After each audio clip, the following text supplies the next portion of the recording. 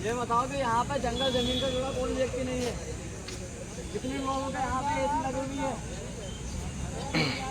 जिनके यहाँ पे एसी लगी हुई है वो ठंड में बैठ जाओ, बाकी धूप में आके बैठ जाओ।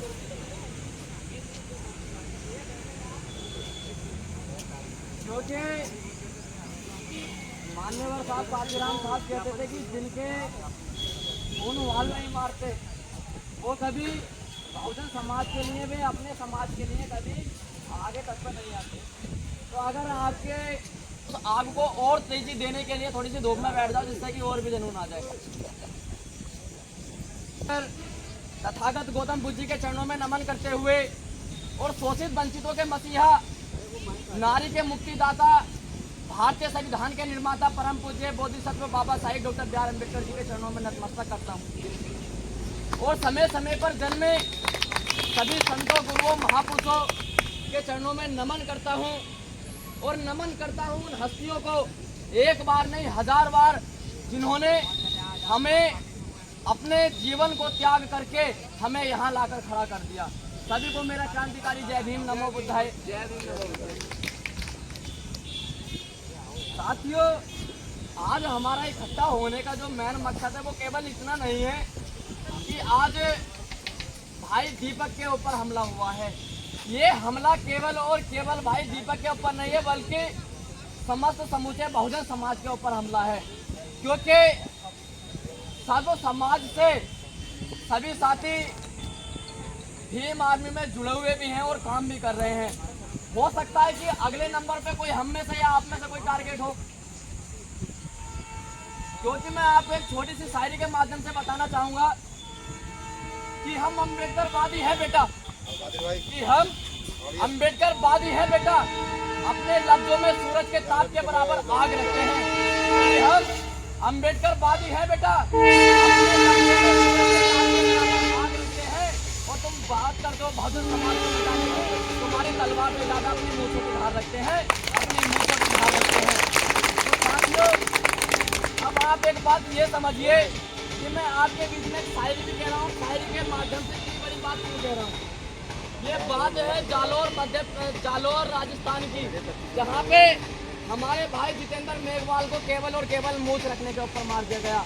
आज हमें लगता है कि रामपुर जिले के अंदर भाई के देखते हुए कारवा को बढ़ते कारवा को देखने के लिए उन जालिम और दुश्मनों ने भाई के ऊपर हमला किया, और वो हमला था भाई की केवल मूंछ रखने के ऊपर, जिसे भाई को अपनी मूंछ रखने के ऊपर ही अपनी जान गंवानी पड़ी। तो आज आपको इतना सशक्त और मजबूत बनने की जरूरत है कि जो लोग हमारे ऊपर आंख ताल कर बैठे हैं, जो लोग हमें मारने में काटने की बात, उनको कड़ा जवाब देने की जरूरत है।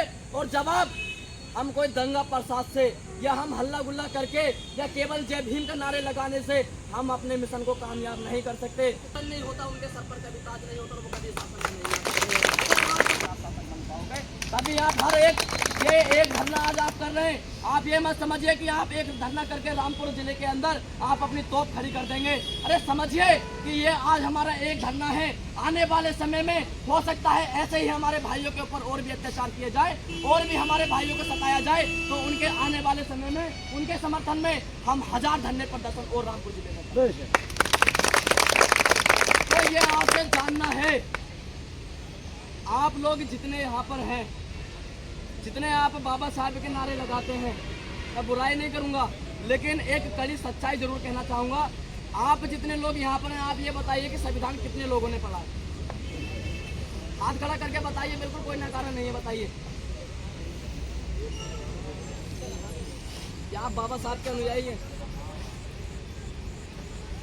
आप बाबा साहब के अनुयायी हैं? अरे शर्म आनी चाहिए आपको कि आप बाबा साहब के अनुयायी अपने आप को कहते हो। आपके अंदर इतना हौसला नहीं है कि आप बाबा साहब के लिए संविधान को पढ़ सके, जो जिस संविधान के लिए बाबा साहब ने अपनी 1 नहीं 2 नहीं 3 नहीं 4 संतानें कुर्बान कर दी। राज रतन जब उनकी गोद में पड़ा हुआ था, जब वो मृत्यु के कगार पे था, जब वो खत्म हुए थे, तो बाबा साहब द्वितीय गोल्डमेल सम्मेलन के लिए आपके द्वितीय गोल्डमेल सम्मेलन में लंदन के लिए गए। आपके हक अधिकारों की लड़ाई लड़ने के लिए क्यों गए? अरे आज आपके ऊपर न्यालत है कि आप बाबा साहब के संविधान को नहीं पढ़ ले। आज जिस संविधान का बीड़ा उठा के आप चलते हैं, तो गमछा बांध के नीला चलते हैं कि हम बाबा साहब के संविधान को बचाने जा रहे हैं। अरे आपको बाबा साहब के संविधान के बारे में पता ही क्या है, जो आप बाबा साहब का संविधान बचाएं? ये कोई ताली की बात नहीं है, ये आपके शर्म की बात है। अगर आप 1000 रुपये 2000 रुपये अगर चलते फिरते रोड पे गवा रहे हैं तो आप ये याद भी रखिए कि 550 रुपये का एक भारतीय संविधान मिलता है कि आप भारतीय संविधान को पढ़िए।